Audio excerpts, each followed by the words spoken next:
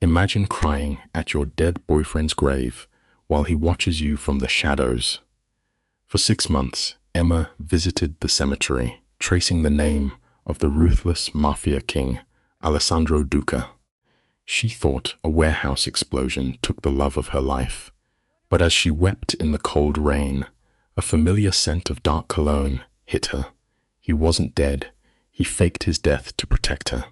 And worse, he had been secretly stalking her every single move.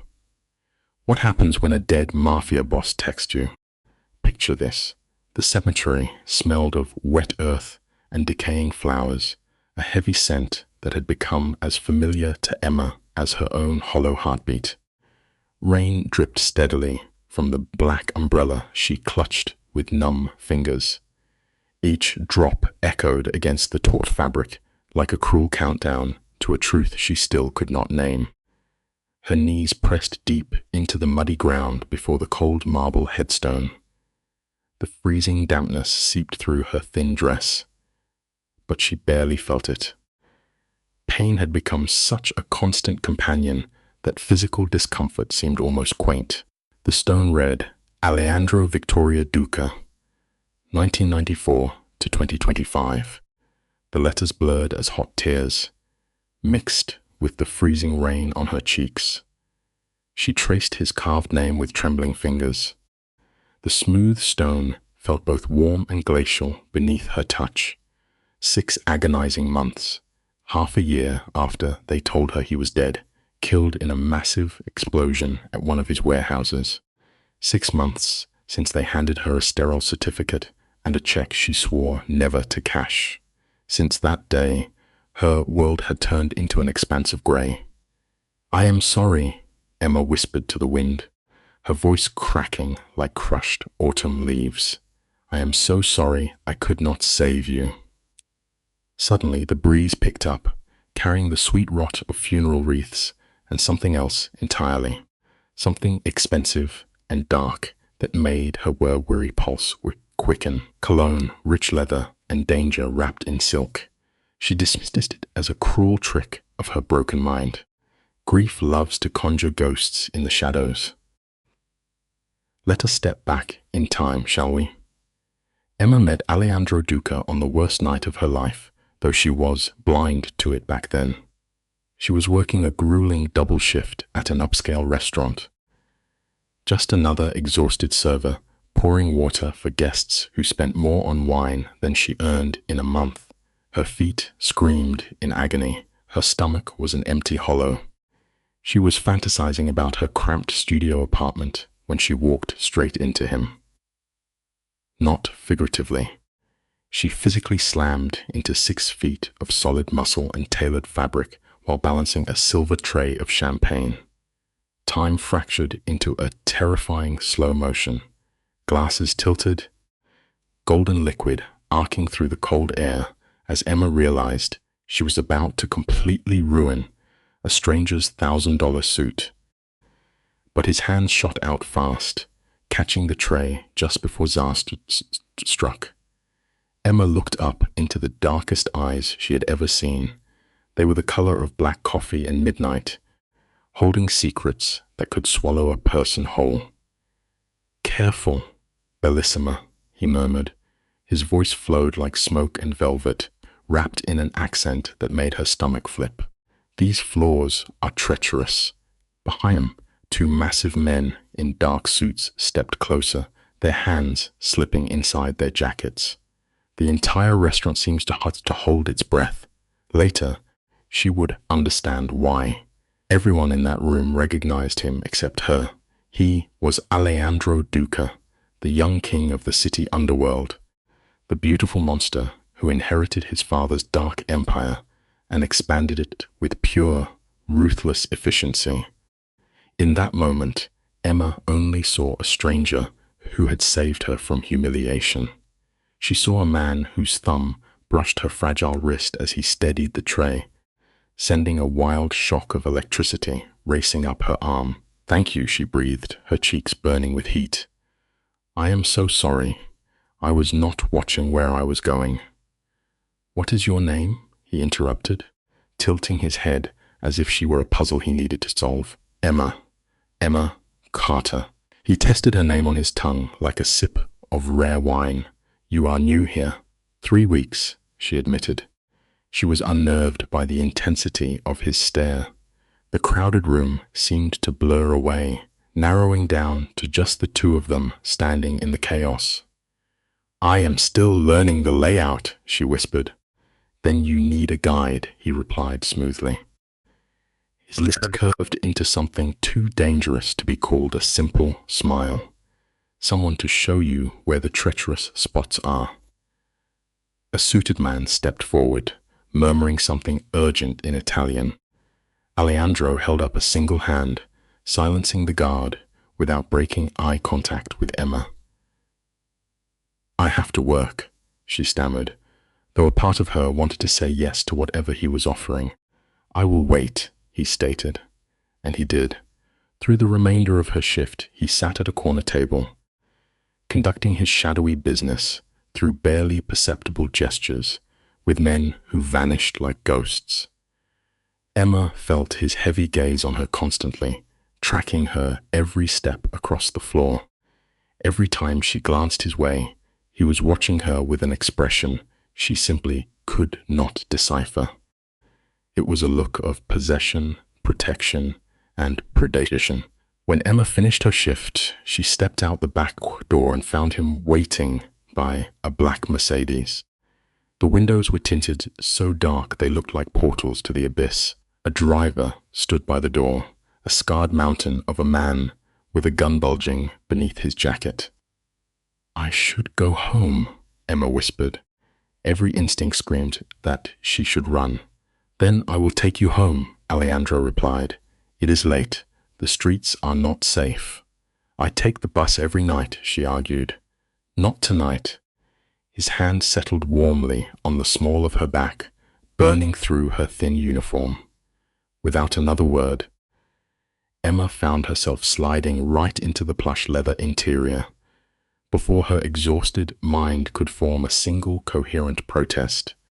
Stick with me here, because this is where the trap snaps shut. The luxury car smelled exactly like him, a blend of expensive cologne, rich leather, and a dark essence that felt like destiny. Where do you live, Emma? His deep voice wrapped around her, intimate yet commanding. She whispered her address, hyper-aware of his towering presence, and how just the streetlights painted shadows across his face. This neighborhood, he murmured, as they pulled up to her public building, an old factory, lit by flickering street lamps and distant sirens. It is not safe for you. It is what I can afford, she replied. His jaw tightened, a dark possessiveness flashing in his obsidian eyes. That will change, he vowed softly. Emma should have been deeply alarmed by the heavy, binding weight of that promise. She should have recognized the threat wrapped in his words. Instead, Emma felt a treacherous flutter of something warm and dangerous bloom inside her chest. Thank you for the ride, Mr. Alessandro, she murmured. Just Alessandro, he corrected. He took her hand, his thumb tracing slow, deliberate circles over her racing pulse. Her breath hitched. And this is not goodbye, Emma Carter. I will see you tomorrow. I do not work tomorrow, she pointed out. I know.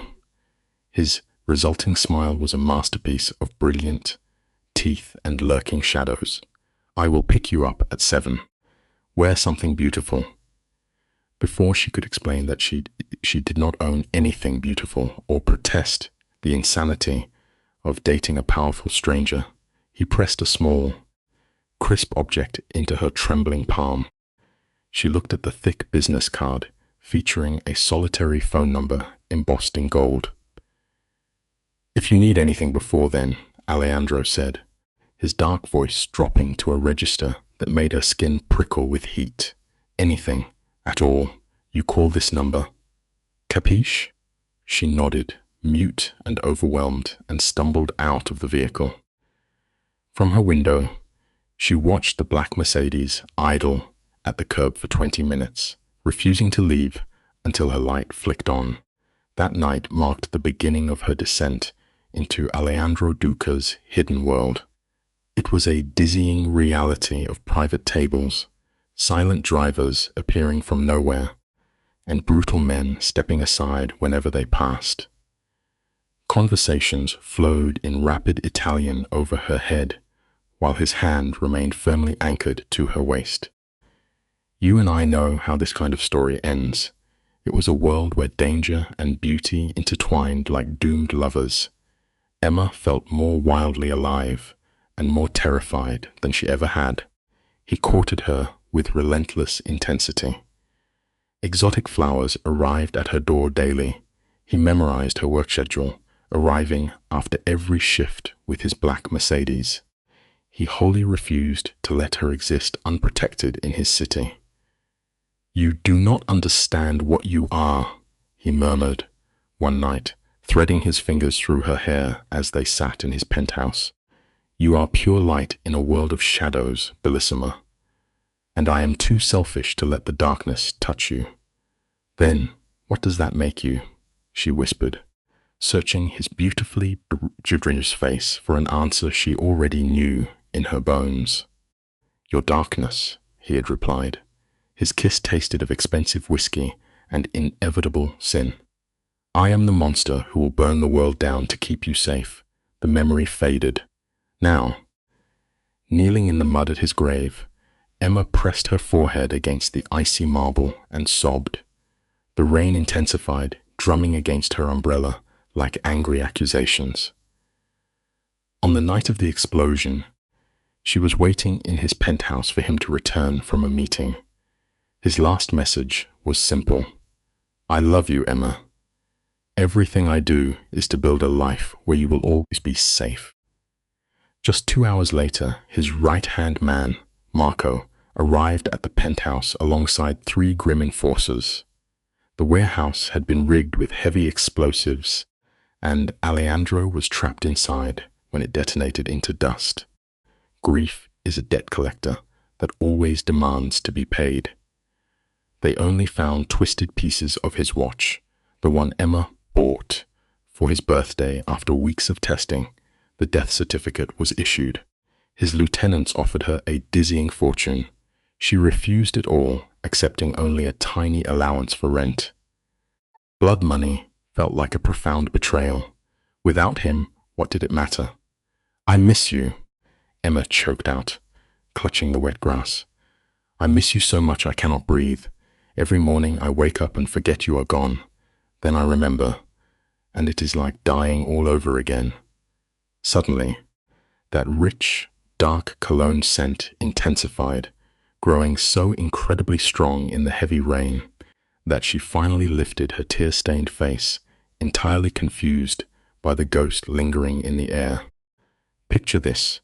The rain is coming down hard, blurring the names carved into cold stone. Emma's heart is hammering against her ribs as she scans the cemetery.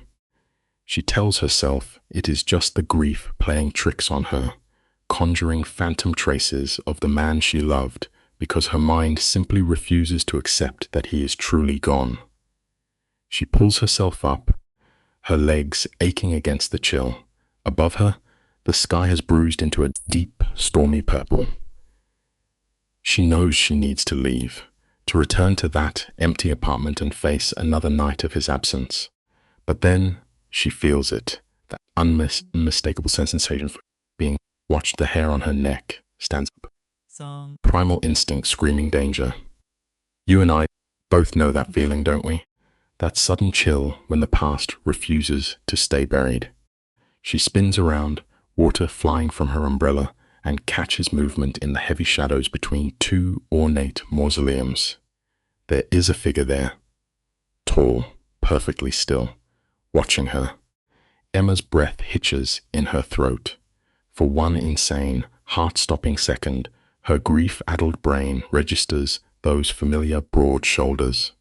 It is the exact way he used to hold himself, coiled power wrapped in elegant stillness.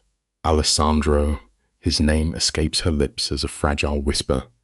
Hope and madness go to war inside her chest. But then the figure steps backward, melting into the deeper dark, and the illusion shatters. It is just another mourner. She presses a trembling hand to her chest, feeling foolish, empty, and entirely alone. Sometimes, the hardest lesson in love is learning how to let the ghosts go. Emma turns back to the wet headstone one last time. She presses 2 fingers to her own lips, and then presses them against his carved name. "I will always love you," she whispers into the storm. "I am sorry I could not save you." She walks away, her umbrella tilted against the driving rain, completely unaware of the shadows shifting behind her. She does not see Alessandro Duca, very much alive, approach his own grave with the familiar fluid grace. He watches her walk away, his eyes burning with something dark, desperate, and devastatingly complex. She cannot see him, but she feels it in her blood. The weight of his gaze follows her through the iron gates. It is a harsh truth of this world that the people we love never truly leave us, even when they are the ones who break our hearts. To Alessandro, love and danger were exactly the same thing. Emma returns to an apartment that feels more like a tomb. Cold, silent, suffocating.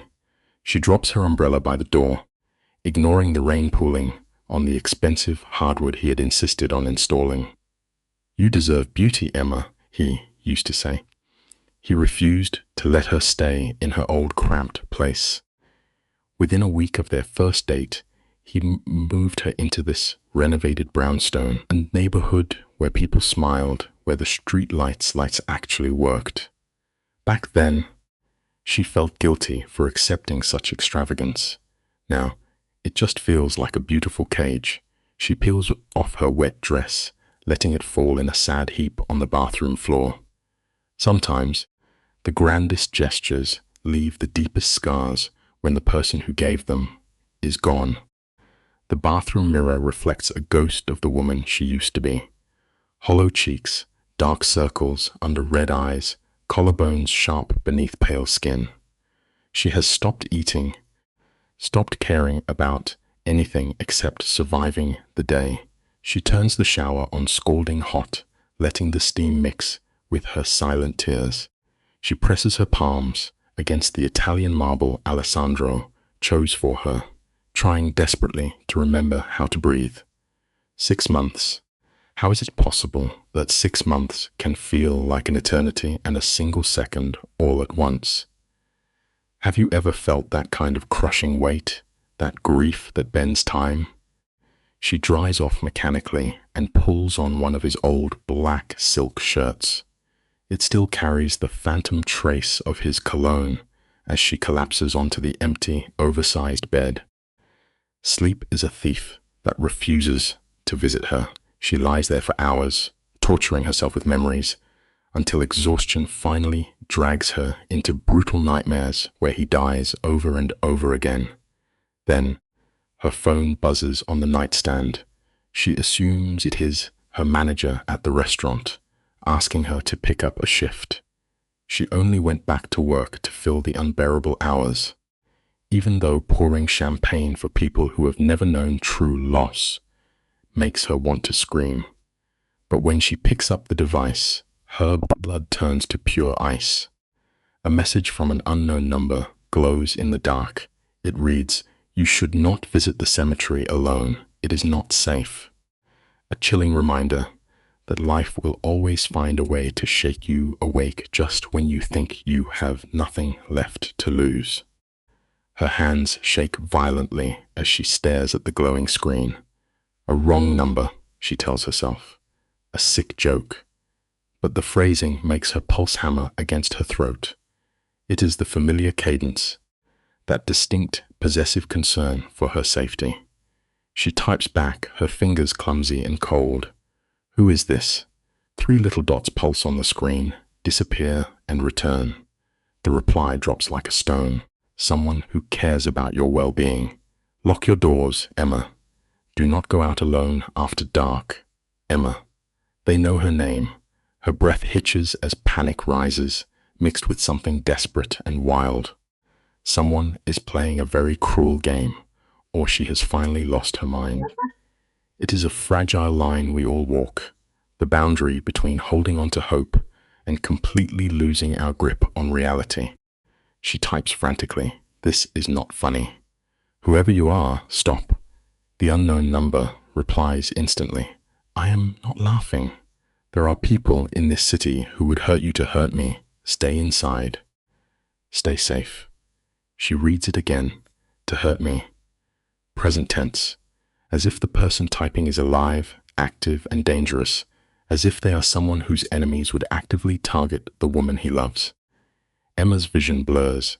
The room begins to spin, and she cannot think past the impossible hope clawing at her chest like a trapped animal. "Alessandro?" She types, no response. The typing dots do not appear. Minutes tick by in an agonizing silence while she clutches the phone. Then a final message arrives. "Forget this conversation. Sometimes silence is the heaviest burden love can ask us to carry."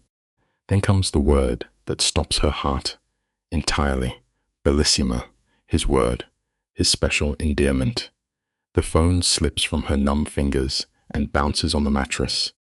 She tells herself it is grief-induced psychosis. Alessandro is dead. She saw the death certificate. Marco showed her the surveillance footage of the warehouse explosion. A fireball so intense nothing was left. But what if it was staged? I want you to pause and think about that with me for a moment. Could you forgive the person you love if they let you mourn them for half a year? Let you cry yourself sick? The thought is pure madness. Why would he put her through this hell? There is only one answer that makes any sense. He must have had absolutely no other choice. Sometimes survival demands the cruelest sacrifices. Unless the threat was so catastrophic that dying was the only way to keep her breathing. Suddenly, the sharp sound of the door buzzer jolts her out of her spiraling thoughts. She jumps, staring at the intercom as if it might explode. It is almost midnight. Nobody visits her anymore. Alessandro's dark world had consumed her old life so completely that her former friends simply evaporated. The buzzer sounds again, long and insistent. She creeps over to the wall, pressing the button with a trembling finger. "Who is it?" she asks. A male voice answers, smooth and professional. "I have a delivery for you." When she points out the late hour, he simply replies that his instructions were strict. Deliver tonight, no matter the time. Sharp lesson that the past never cares what time the clock reads. She tells the stranger to leave the package in the lobby, but the man refuses. He needs her signature. There is something in his tone, respectful, but entirely immovable, that instantly reminds her of Alessandro's men. It is that exact blend of polite courtesy and absolute certainty that their orders will be followed. "I will be right down," she whispers into the speaker. She pulls on a pair of jeans, keeping Alessandro's black silk shirt wrapped around her like armor. It feels as if he can still protect her from beyond the grave if the impossible is actually true. The hallway is quiet, fluorescent lights, humming a sad song. Every step down the stairs feels like a descent into danger. We often run toward the fire, hoping it will warm us instead of burning us down to ash. Through the heavy glass of the lobby door, she spots him, a man in a sharp dark suit, holding a large black box tied with a silver ribbon.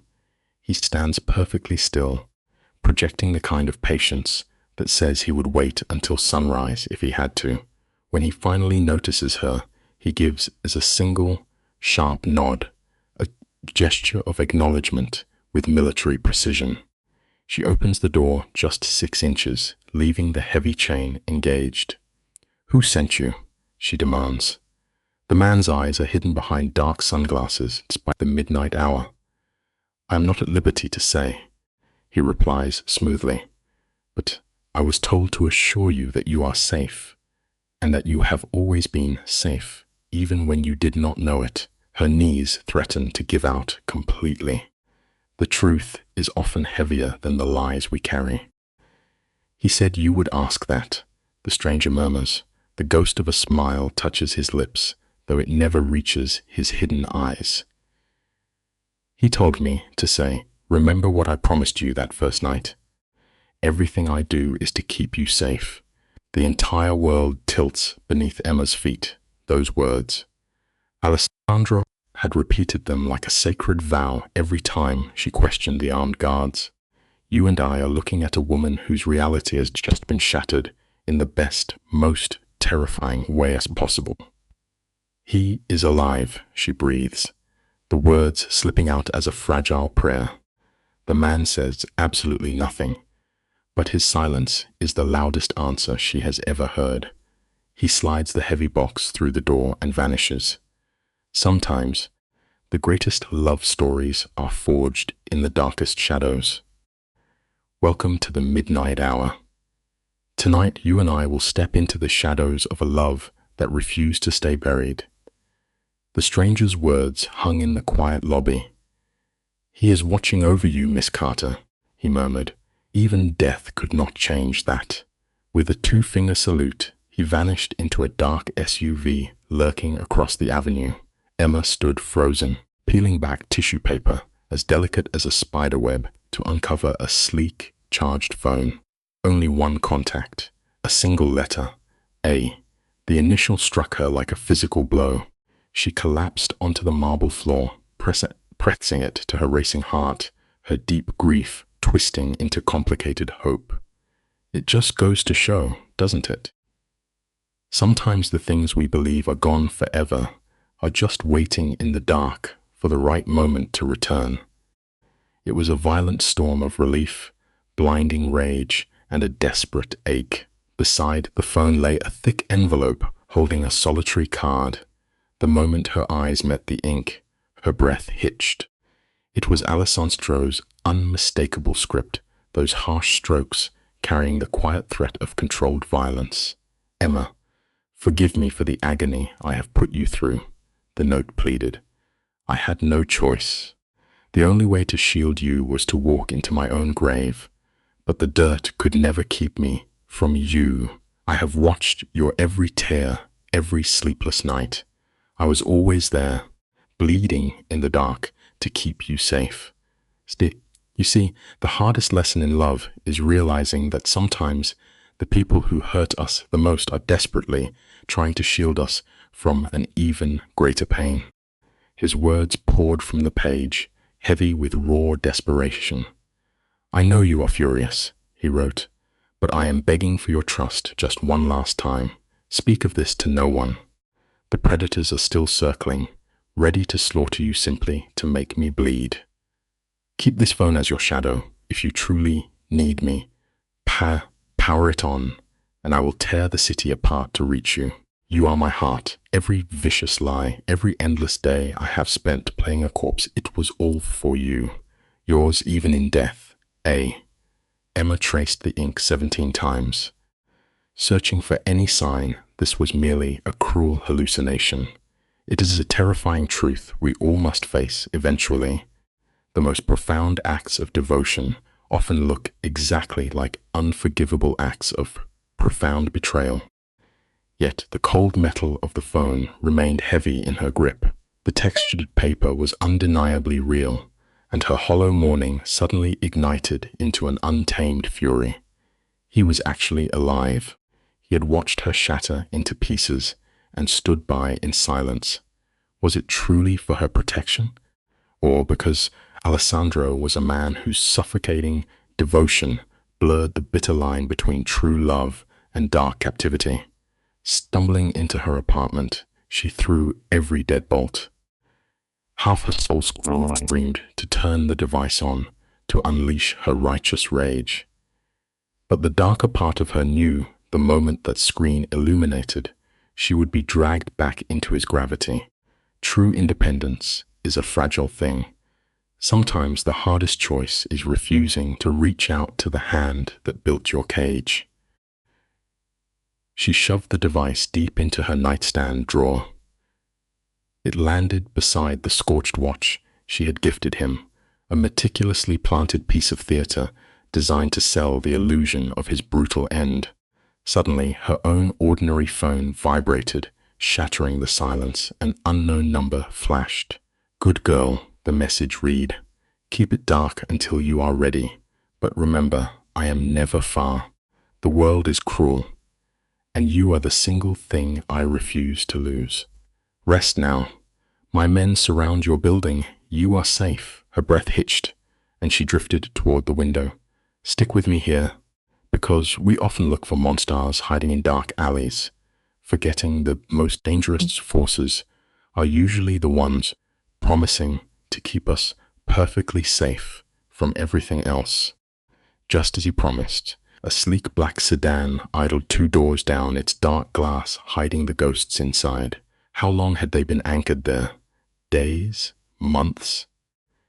The horrific thought of being watched while she wept over his grave should have sent her running for the police. She should have fled from this lethal man whose love constantly teetered on the razor edge of madness.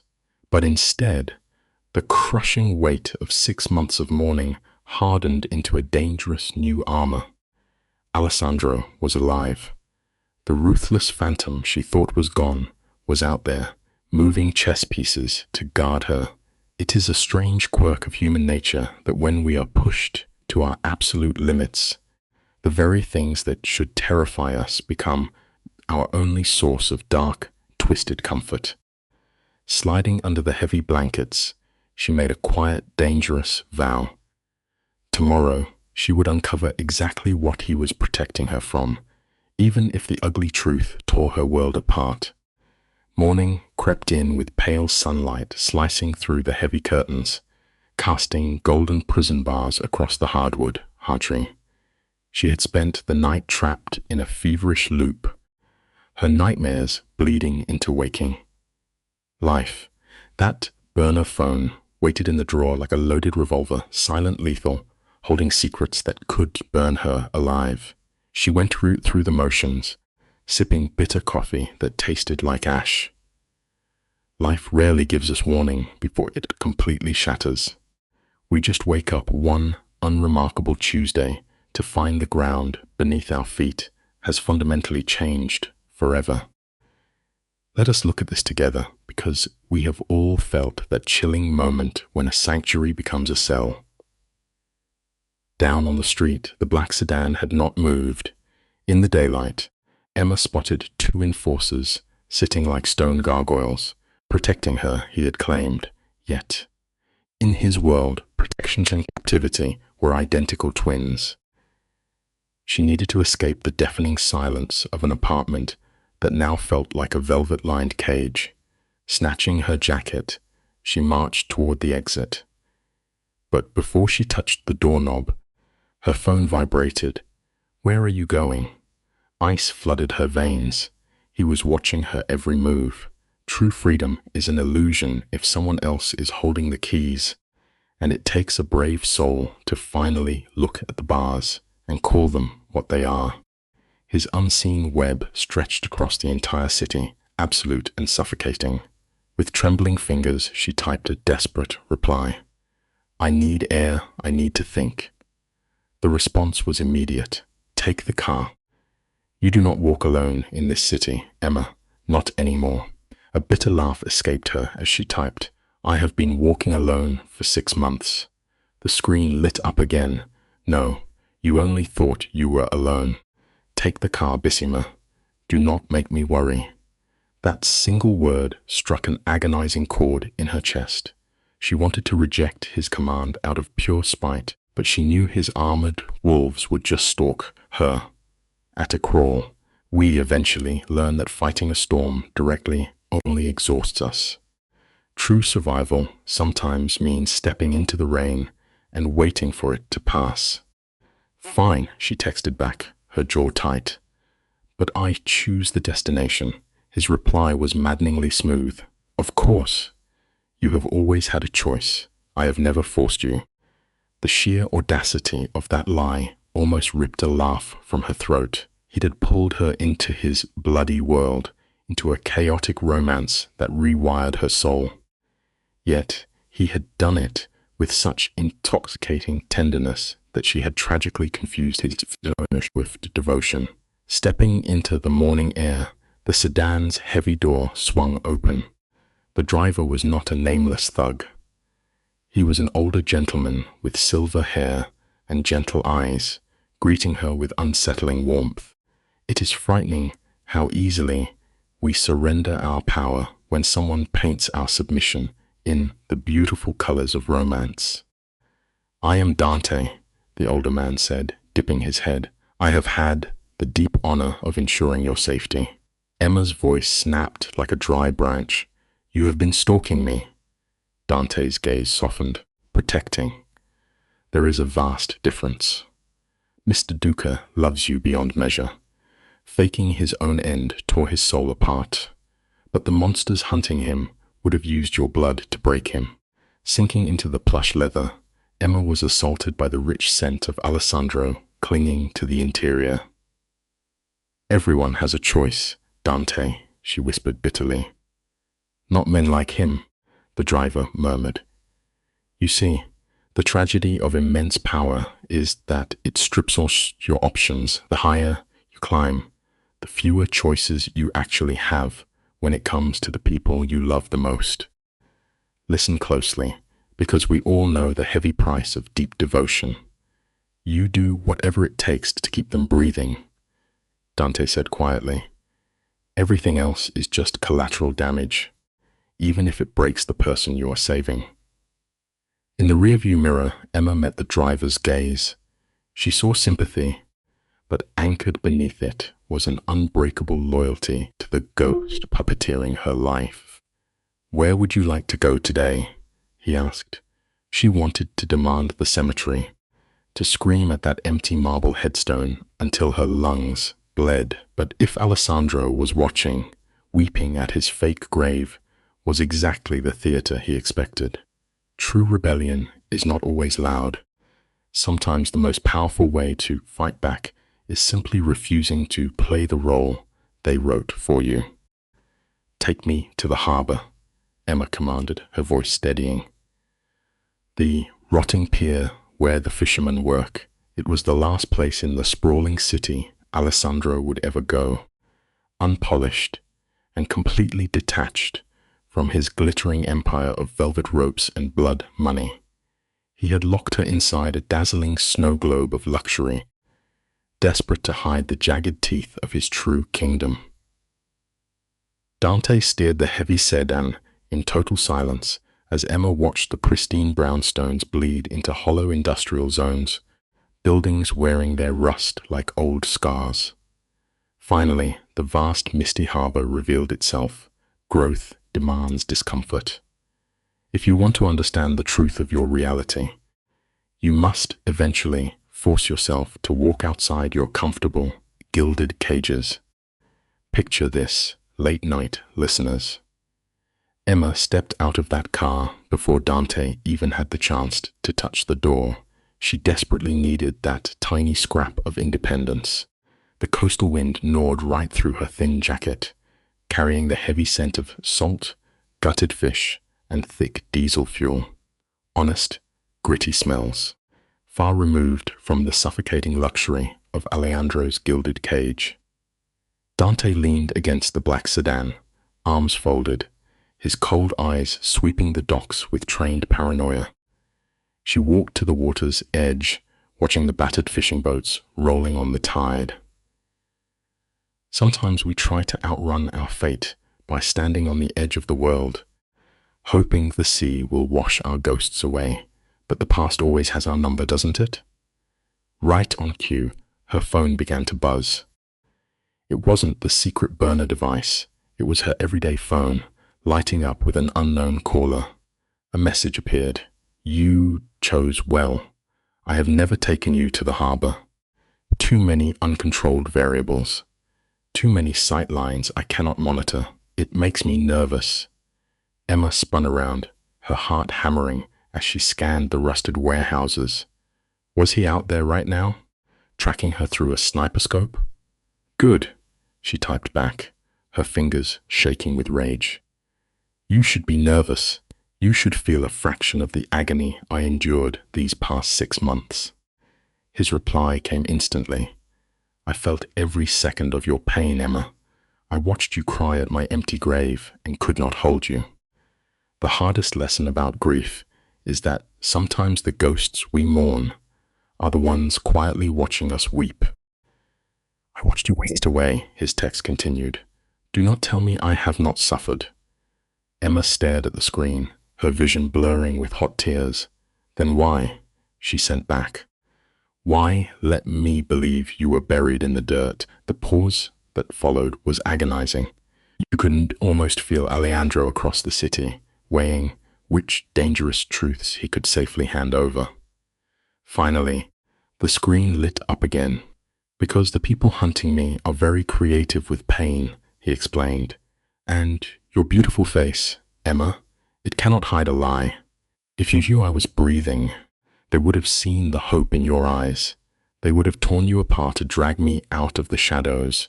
She quickly typed, who wanted you dead? His answer was chilling. The Russo family. The oldest, most bitter enemies my father ever made. His messages kept rolling in. They waited for years for me to show a weakness, to care about anything other than the Empire. When I met you, I handed them the exact weapon to destroy me. Emma typed back bitterly. So you destroyed us instead. I saved you, he replied. There is a profound difference. Emma wanted to hurl that phone into the freezing harbor, but she gripped it like a drowning woman. It was her only anchor to a man returning from the dead. Where are you right now? She asked. Are you close? Close enough to reach you in 30 seconds if danger appears, came the reply. But far enough away to let you have your space and your anger. It is a cruel irony of life that the cages we hate the most are often built by the people who fiercely claim to love us. This is not freedom, she typed back. Freedom means not having Dante shadow my every breath, not living in a city you completely own. You and I both know the difference between a sanctuary and a prison, right? His response was devastatingly honest. You are right. I have never given you freedom. I gave you safety, devotion, and sheer obsession. Everything except the choice to walk away because I am desperately selfish. Loving you is the only truly human thing left inside me, Emma. I will never apologize for protecting what is mine. That phrase, what is mine, echoed in her mind. It should have sent her running for the nearest police station. It should have terrified her to her very core. But the darkest truth of the human heart is that sometimes we secretly want to be claimed. Some fractured part of her soul had always craved his dark obsession. She hungered for his absolute certainty, his terrifying willingness to burn down the entire world just to keep her warm. I am not a possession, she fired back. His reply hit like a freight train. No, you are my heart beating outside my chest. You are the reason I faked my death and the sole reason I cannot stay dead. You terrify me far more than any bullet ever could. Suddenly, chaos erupted by the rusted warehouses. The angry shouts in rapid Italian tore through the salt air, followed by the violent screech of heavy tires. A single gunshot cracked loud, sounding exactly like a snapping bone. Dante was there in a flash, his rough hand gripping her arm, dragging her toward the waiting sedan. We need to go right now. What is happening? She cried out. Please, Miss Carter, no questions. Just move, Dante ordered. More gunshots ripped through the fog. The local fishermen scattered like panicked birds, dropping their heavy nets and sprinting for cover. Dante shoved her into the leather back seat. The heavy engine roared to life, tires violently screaming against the pavement as they sped away from the docks. Then the secret burner phone rang, the one she had kept hidden in her nightstand for months. She fumbled it out of her jacket, fingers numb with panic. "Are you hurt?" Alejandro's deep, gravelly voice echoed through the speaker, thick with unfiltered rage and raw terror. It was not a text. It was his real voice, wrapping around her soul like a heavy blanket. "I am fine," she gasped. "Dante got me out." "What is happening out there?" she pleaded. "The Russos," Alejandro growled. "They have been watching your every move, waiting to see if my death was a lie. I should have known they would stake out the harbor. It is their territory." He was breathing heavily, his words jagged. Beneath his voice, she could hear the chaotic symphony of war. Heavy boots sprinting, harsh Italian commands, and the chilling, metallic click of tactical weapons being racked. "Dante," Alejandro barked over the speaker. "Take her to the safe house in the financial district." "Yes, boss," Dante replied. "Wait," Emma protested, her chest heaving. "I do not want to hide in a safe house. I want answers. You want to stay alive?" Alejandro cut her off. His voice shifted, dropping into that dangerously tender, utterly unyielding tone. "Right now, that means you go exactly where I tell you. We will talk, I promise. But first, I need to handle this." "Handle what?" "Alejandro, what are you going to do?" A suffocating silence hung on the line. "You and I always demand the truth, right? Until the truth turns out to be a loaded gun." "What I have always done," he whispered, his voice turning to absolute ice. "Protect what is mine by any means necessary." The call went dead. Emma was left in the leather-scented darkness of the car, staring into Dante's anxious eyes in the rearview mirror. She had demanded answers. She wanted to confront the phantom who let her mourn him, but as they tore through the neon streets, she realized the terrifying reality. She had finally witnessed the deadly grace of his true, unforgiving darkness. She was no longer certain she wanted to see what would happen when his violent shadow finally consumed everything in its path. The safe house was nothing like she had pictured. She had braced herself for something cold and industrial. Thick concrete walls, steel doors, the suffocating sterility of an underground bunker. Instead, Dante escorted her to a breathtaking marble penthouse high above the financial district. Massive floor-to-ceiling windows and priceless modern art filled the room. It was a space that radiated absolute wealth and arrogance, not fear. "Mr. Duca owns the entire building," Dante explained softly, guiding her inside. His hand hovered just inches from her lower back, a protective gesture so perfectly mimicking Alejandro that it made her wounded chest physically ache. No one steps foot in here without strict biometric clearance and Alejandro's personal blessing. The private elevator ride alone required a retinal scan, Dante's thumbprint, and a 16-digit master code. They had ascended in total silence. Emma's ears popped as they climbed higher, the sprawling city shrinking away until it resembled a delicate clockwork toy. A fragile maze of glass and steel that Alejandro commanded from the dark. "How long do I have to stay trapped up here?" she asked, drifting toward the towering glass panels. Out in the distance, thick grey smoke plumed upward from the very harbor they had just escaped.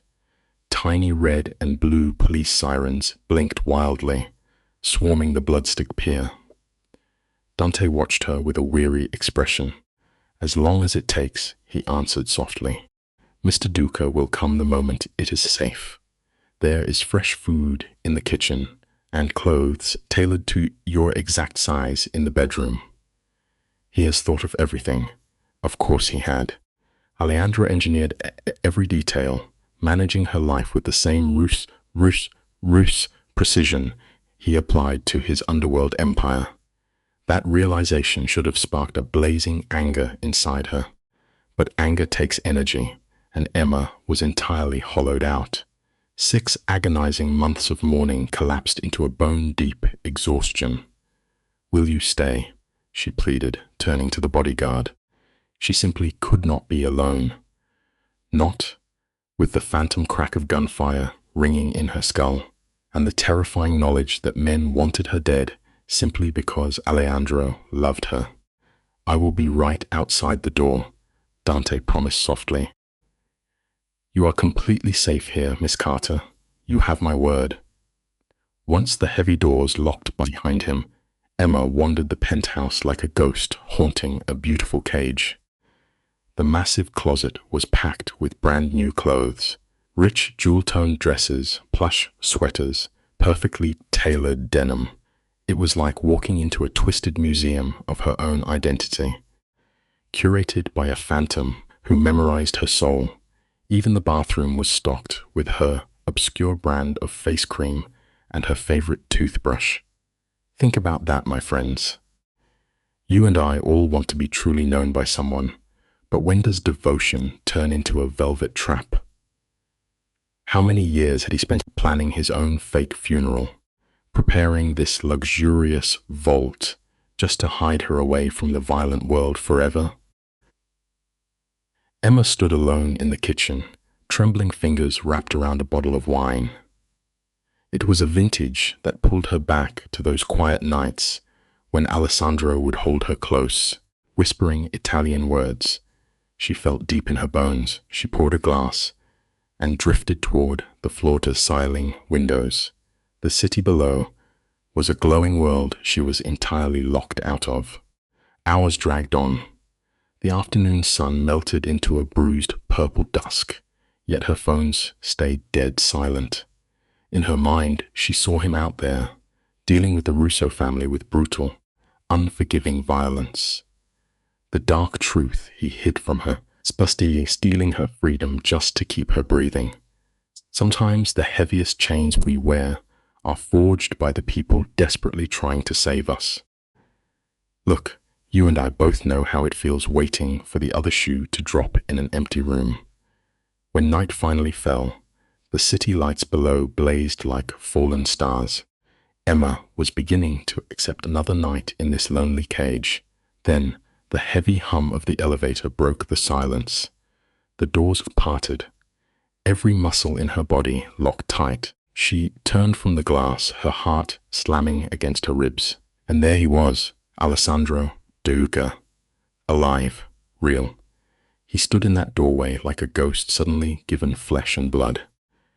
Every desperate prayer she had screamed into the dark for 6 months stood right in front of her. He was leaner now, wearing heavy shadows beneath his eyes.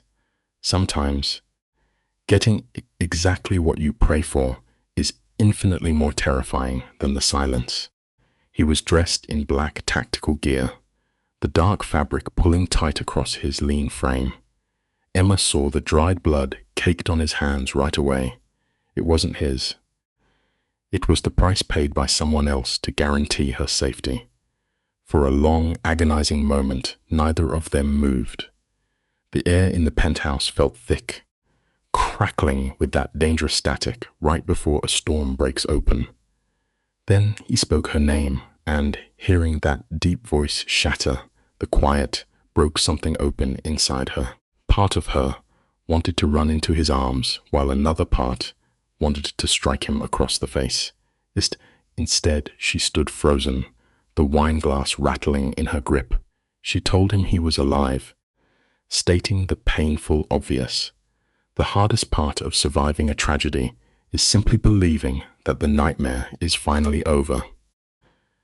Alessandro took a single step forward, moving with the caution of a man approaching a cornered animal.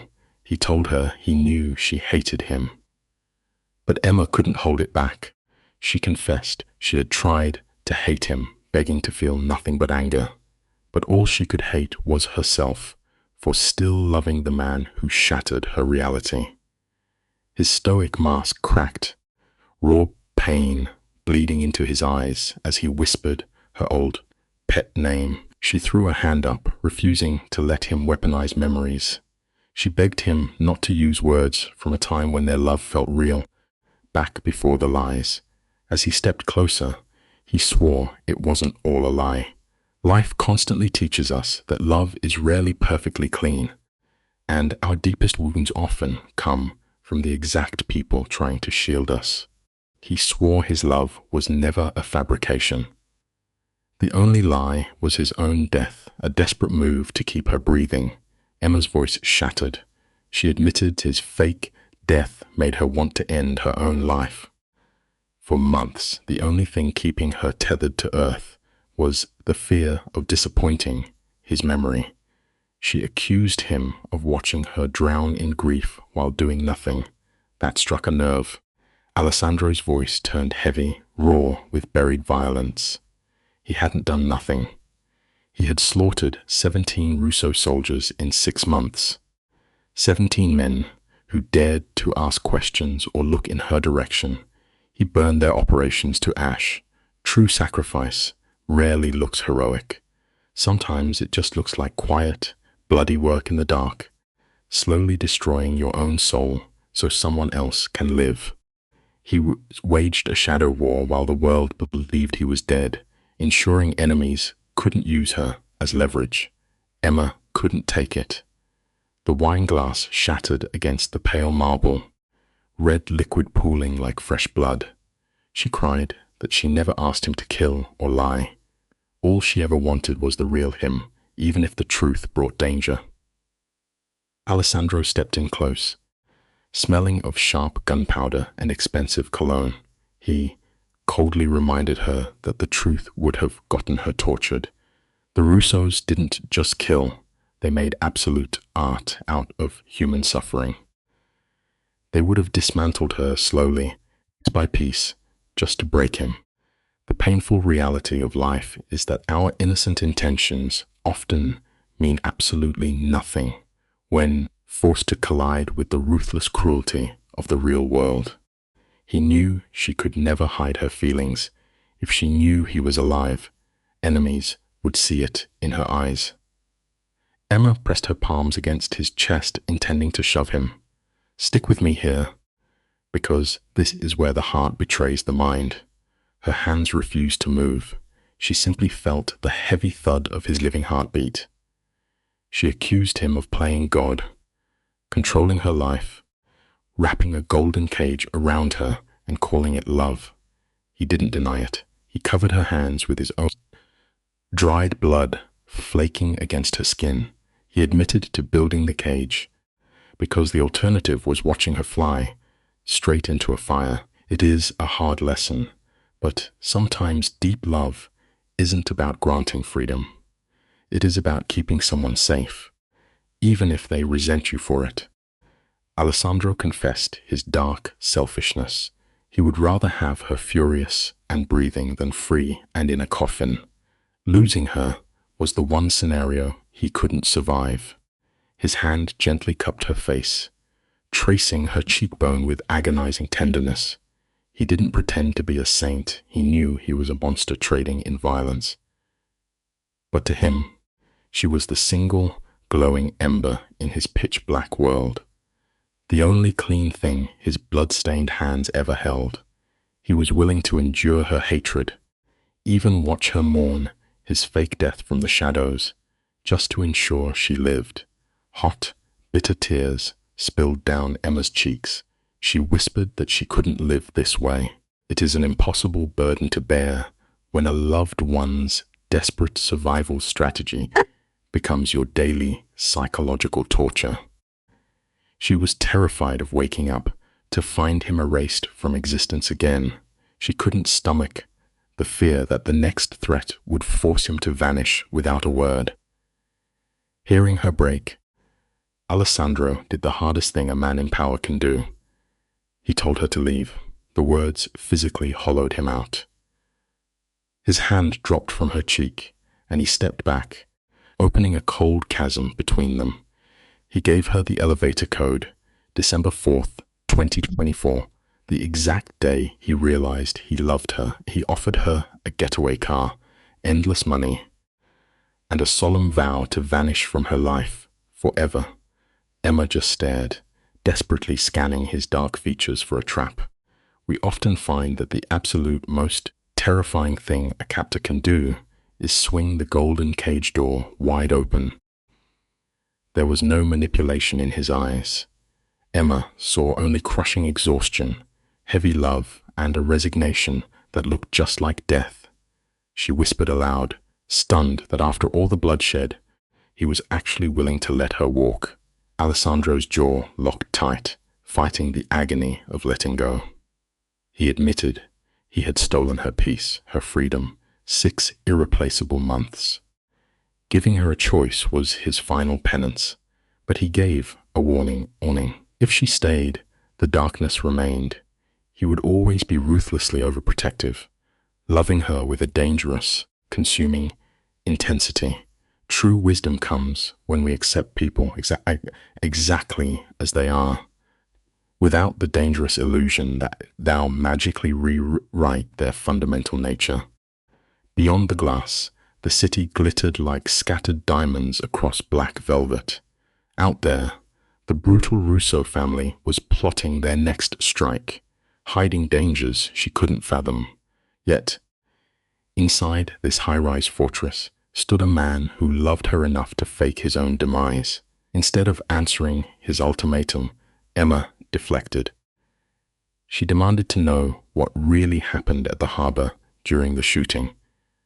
Alessandro's face shifted, the vulnerable lover evaporating to reveal the cold king of the underworld. He explained that the Russos had men tracking her. When she wandered into their territory, they planned to snatch her off the street. So, he struck them first. In a ruthless world, hesitation is often the single fastest way to lose the people you desperately hold dear. He killed them. He didn't blink as he confessed to executing all 4 men quick and clinical. He shipped their bodies straight back to Dmitri Russo with a clear message. Emma was under his protection, and touching her meant signing a death warrant. Emma stammered, pointing out that breaking his cover ruined everything, but Alessandro simply shrugged, the massive weight of a hidden empire bowing his shoulders. Remaining a ghost was useless if it meant letting her walk into a trap. The Russos would soon know Alessandro Duca was still breathing, and he was hunting them. It was open, bloody war now, and she was the sole reason he was ready to strike the match. We all eventually need to find that one profound thing worth burning our entire world to the ground for. By all logic, Emma should have sprinted for that elevator. You and I both know the smart move is usually the safest one. But looking at this lethal man who had killed, lied, and literally died for her, she realized her choice was made long ago. Maybe she knew it the second he appeared, or 6 months prior when she first felt the gravity of his obsession. Stepping closer, her voice dropped to a quiet murmur. She told him she needed a promise. A desperate flare of hope lit up his exhausted eyes. He offered her absolutely anything. Her terms were simple: no more deception, no more faked deaths. If danger approached, he had to tell her. Sometimes, the only way to survive a dangerous life is look the monster in the eye and demand that they share the brutal truth with you. She insisted that if a threat came, they must face it side by side. She refused to be kept in the dark again, warning that his secrecy would kill her faster than bullets. Closing the gap, she gave an ultimatum: promise the whole truth, or she walks away forever. Alessandro studied her, a violent war raging in his eyes. His primal urge to shield her clashed with the absolute terror of losing her. Finally, the resistance broke. He nodded, swearing an oath of complete transparency: the good, the bad, and the very bloody, even if it fully exposed the monster he was inside. Emma reached up, her soft palm resting against his rough cheek, whispering that she already knew exactly what he was. In the end, radical acceptance is the single most powerful anchor we can ever offer a deeply damaged soul. Welcome to the midnight hour. You and I, we have all built walls to keep out the dark, haven't we? Sometimes, the dark is the only thing holding us together.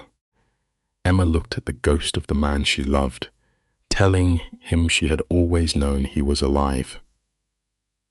Alejandro pulled her into a desperate embrace, his chest heaving as his fortress of deception collapsed. The air in that penthouse was thick with the scent of rain and ruin. This ruthless king of the underworld buried his face in her hair, his tears hot and jagged. He wept, begging for her forgiveness.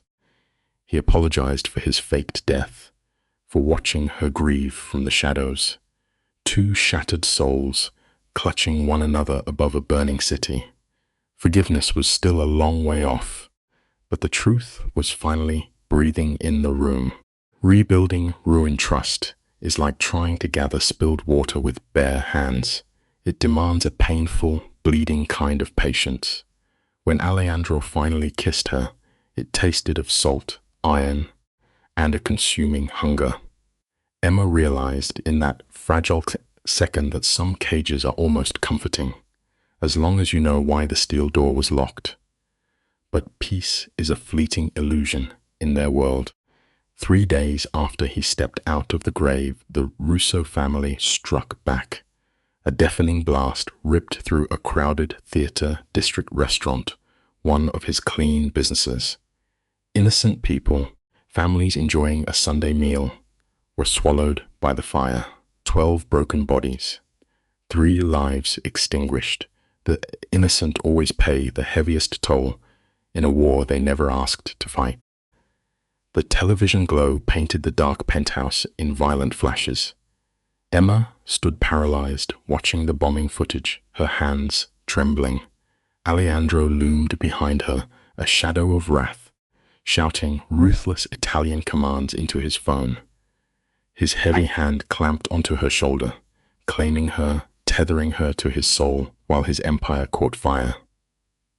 "They want to draw me out," he growled, his voice pure, concentrated malice. "They want me sloppy with rage." She turned to look at him, seeing the terrifying duality of the man she loved. He was a general moving pawns toward death, a cold executioner, and yet, beneath the monster, he was just an exhausted man. The lesson here is simple. The monsters we fear most are often just men terrified of losing the only light they have left. Let's pause and look at this together, shall we? You and I know what anger does to a person. It makes us blind. Alejandro knew this better than anyone. His jaw tightened as he told her that fury never wins a war. Only patience and merciless strategy can do that. He stared into Emma's eyes, silently debating how deep into the abyss he should drag her. Then he led her to a heavy oak table covered in maps and surveillance photos, and altar of his enemy's sins. Dimitri Russo had 3 boys. Victor pushed the drugs. Alex was the brutal enforcer, the one who would have torn Emma apart if given the chance.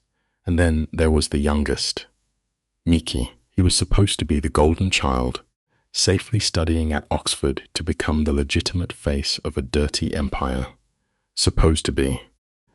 A smile crept across Alejandro's face, cold and entirely devoid of light. He revealed the fatal flaw in the Russo bloodline. Little Mikey had a gambling addiction, bleeding hundreds of thousands at underground tables. Worse, the boy was stealing from his own father to cover the debts, and Alejandro had just delivered the proof to Dimitri's doorstep.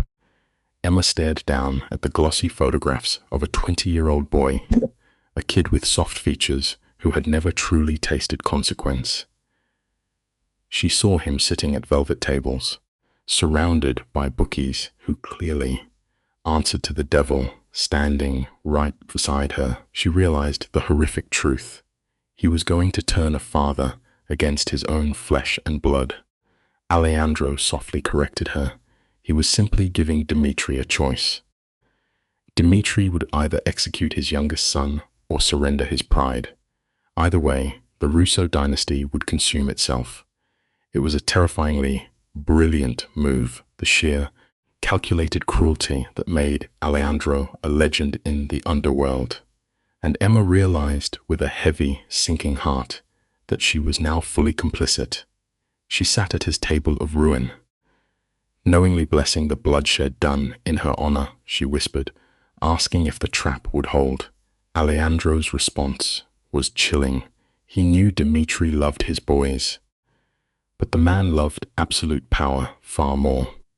When a king realizes his own blood is robbing him, love turns to ash. He would butcher the boy to send a message to the others. And for the next 7 days, Emma watched her lover systematically dismantle a family from the shadows. Have you ever watched a master pull the strings of a tragedy? You and I are seeing a devastating symphony at work. Ghostly whispers reached Dmitri's ears. Unsigned envelopes filled with financial records appeared on his desk. Toxic rumors were carefully sown among the foot soldiers, poisoning the brothers against each other. Emma learned the grueling, suffocating rhythm of the Mafia, phone screaming in the dead of the night. Stern, armed men marching into the penthouse to trade whispers for kill orders. The constant, suffocating dread that a bullet could shatter the glass at any second. Dante and an army of sentinels paced the perimeter day and night. Alejandro was running on fumes, black coffee, and a violent desperation to keep her breathing. She begged him to close his eyes. She found him standing at the floor-to-ceiling glass, glaring down at the city he ruled through terror and spilled blood. He refused to turn around, his voice ragged with exhaustion. He confessed that the second he closed his eyes, the nightmares took over. He saw the docks. He saw what would have happened if his men had been a fraction of a second too late. He saw her being dragged away, tortured, broken into pieces just to shatter his mind. The invincible boss of the city choked on his own words, admitting he simply could not survive that vision. So, he punished himself with insomnia. Emma stepped close, wrapping her arms around his broad, rigid back. She pressed her face to his spine, promising him she was safe. He covered her trembling hands, his heart racing like a trapped bird. He leaned into her warmth, but his soul remained frozen. There will always be a new enemy, he whispered into the dark room. There will always be a hungry wolf waiting to rip away what is mine. Loving him meant a lifetime of armed escorts, bulletproof glass, and an endless, gnawing paranoia. He asked her, for the 100th time, if this nightmare was truly what she wanted, and her answer never wavered.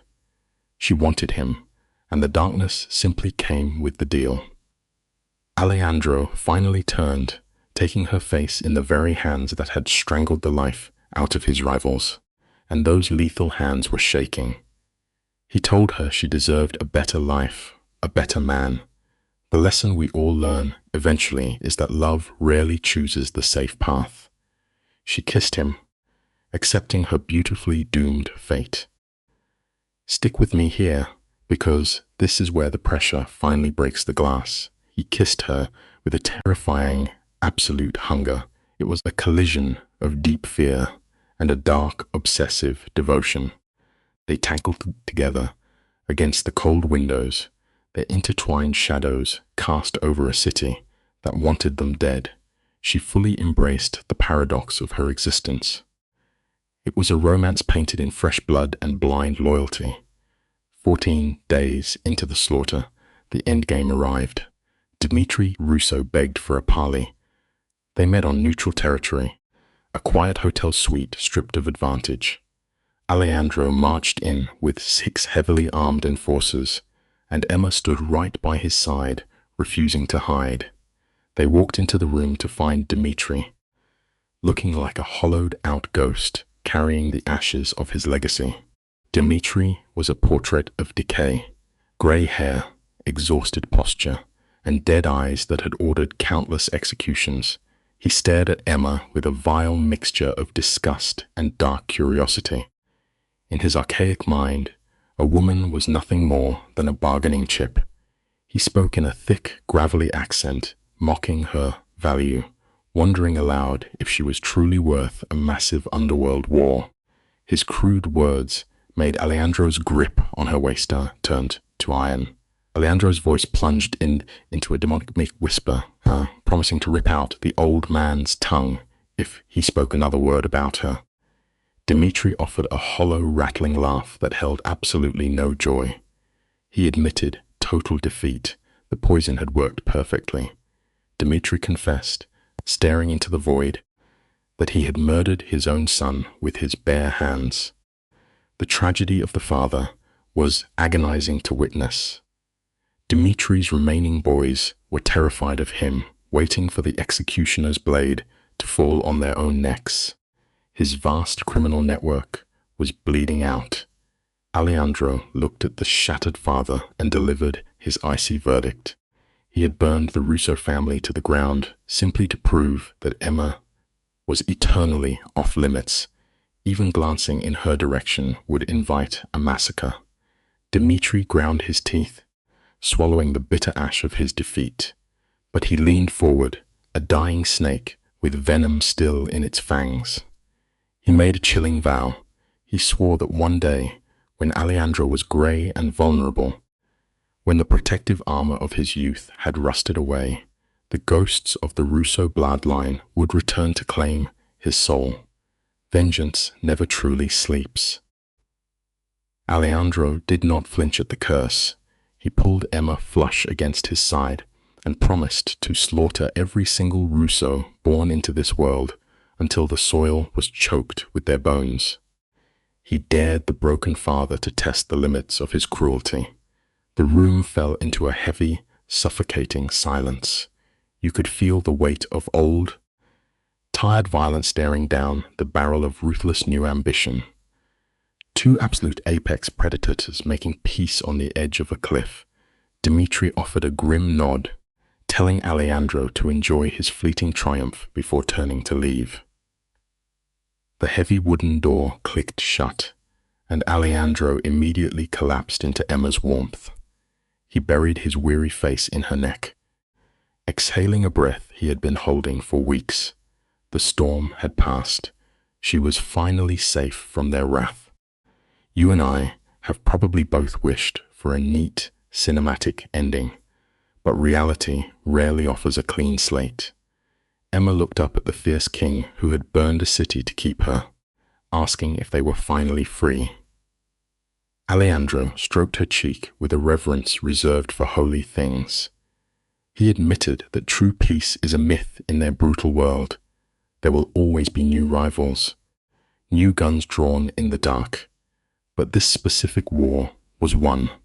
Later that night, he carried her out of hiding and back to their original sanctuary. It was the very same penthouse where she had once waited for a dead man to come home. The rich scent of mahogany and old rain lingered in the halls. It looked exactly as they had left it.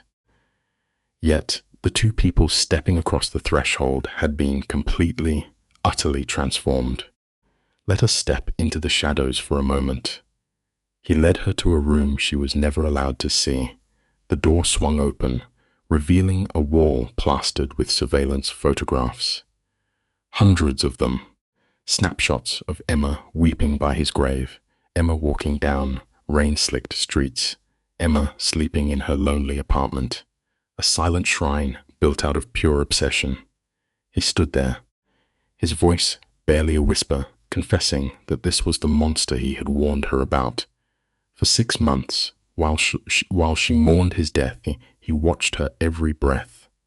He told her he could not let go, could not trust a single soul with her safety. It was not normal, he admitted, but to him, it was everything. Slowly, she reached out, her fingertips brushing against the cold paper. Her hand rested on an image of herself, falling apart at his headstone. His voice cracked.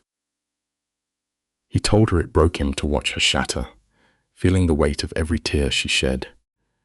But he could not step out of the shadows. The risk was too great. So he stayed hidden, plotting the absolute ruin of anyone who dared to threaten her. You and I know she should have run. A rational mind would see this wall as a dark possession wearing the mask of romance. But as Emma stared at this twisted monument to his devotion, a profound realization washed over her.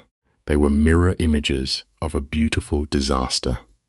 Both broken, both desperate, both willing to burn their own souls to ashes to keep the other safe. It is a heavy truth to accept, but sometimes two broken pieces fit perfectly together. This was no gentle romance. It was messy and dark, but undeniably real. Looking at him, she knew she could no longer survive without the gravity of his love. She told him to take the pictures down. She promised him he did not need cameras anymore because she was right there. She looked deep into his eyes and laid down the rule. No more hiding in the shadows. If he wanted to protect her, he had to stand by her side. They would face the darkness together or not at all. He pulled her fiercely into his chest, and you could feel the tremor in his hands. A hardened man who had buried his own heart for years was suddenly drowning in the overwhelming wave of simply being allowed to feel again. It reminds us that true love demands raw vulnerability, even from the most dangerous souls. "Always together," he whispered, sealing a promise that would dictate their lives. They found solace in that dim office, surrounded by the photographs he would soon turn to ash. Emma realized something profound. True freedom comes from accepting who we really are. She had chosen this man, this perilous life, and this beautiful, destructive love that might one day consume them both. But wrapped in his arms as city lights painted shadows across their skin, she was finally home. 3 months passed. They stood before an officiant in a quiet room, witnessed only by Dante and a few loyal men. There was no white gown, no grand church. It was an honest, blood-deep vow of mutual surrender. "Are you absolutely sure?" he asked her gently, one final time, before the ties were bound forever. "There is no walking away from this," he warned, in his voice a low rumble. "You will be mine until the end of this life and in whatever comes next." She answered by pulling him into a kiss, tasting bitter coffee, mint, and that spark of danger that would always follow them. She whispered that she belonged to him the very second their paths first crossed. This just certainly was putting ink on a truth they already knew. The life they built was never easy. His world required a sharp eye and the understanding that peace is something you must fight for every single morning. But it was entirely theirs. She learned the weight of a loaded weapon. She learned to scan a room for threats, moving through his dangerous empire with the fierce grace of a queen, claiming her rightful throne. He had his own lessons to learn. He had to trust her with the suffocating darkness he usually kept locked away. He realized that the truly protecting someone does not mean keeping them in the blind dark.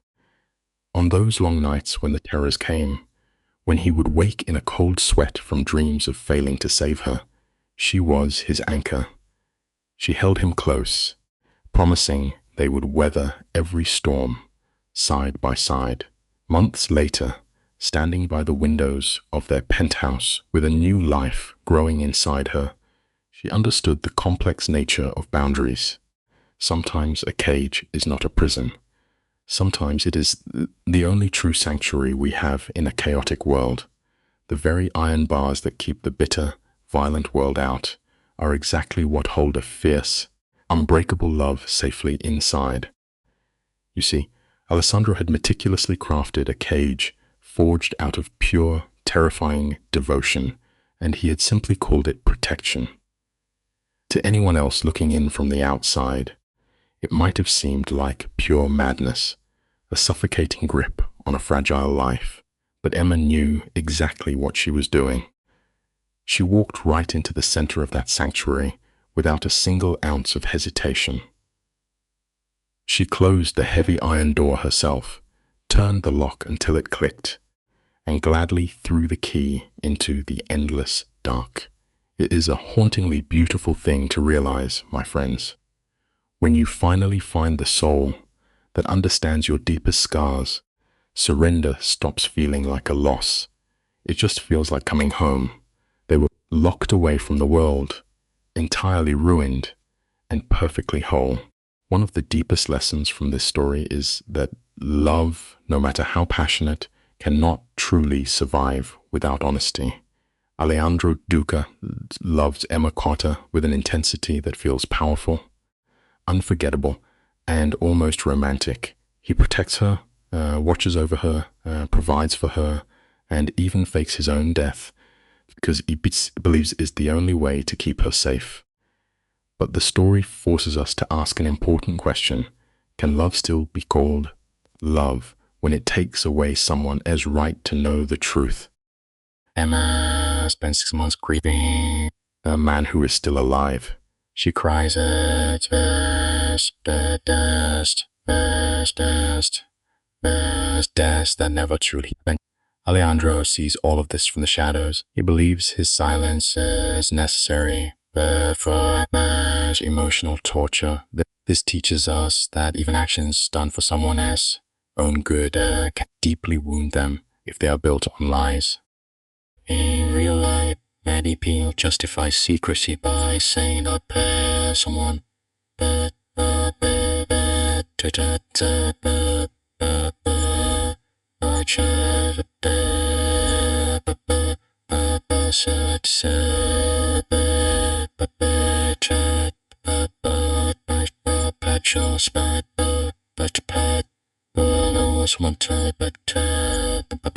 to make their own choices. But is it flawed? He loves Emma so much that he becomes sort of afraid. That fear, where what she knows and what choices she can make. His devotion becomes a cage, even if it's just luxury, safety, and affection. Emma's lesson is equally important. She realized that quiet blindness. Love should not become harmless. She asks him to stop lying. She demands the right stand him, not behind him. This is where the story becomes educational. Truth and truth is frightening. The message for viewers is powerful. A relationship built on protection but not honesty will eventually create pain. Love should not make one person's choice disappear into another person's decisions. Real love says, I want to keep you safe, but I also trust you enough to tell you the truth. Emma and Alejandro relationship is dramatic and dangerous, but the lesson applies to everyday life. If you love someone, do not control them through solids. Trust them with reality, because sometimes the lie meant to protect a heart becomes the very thing that breaks it.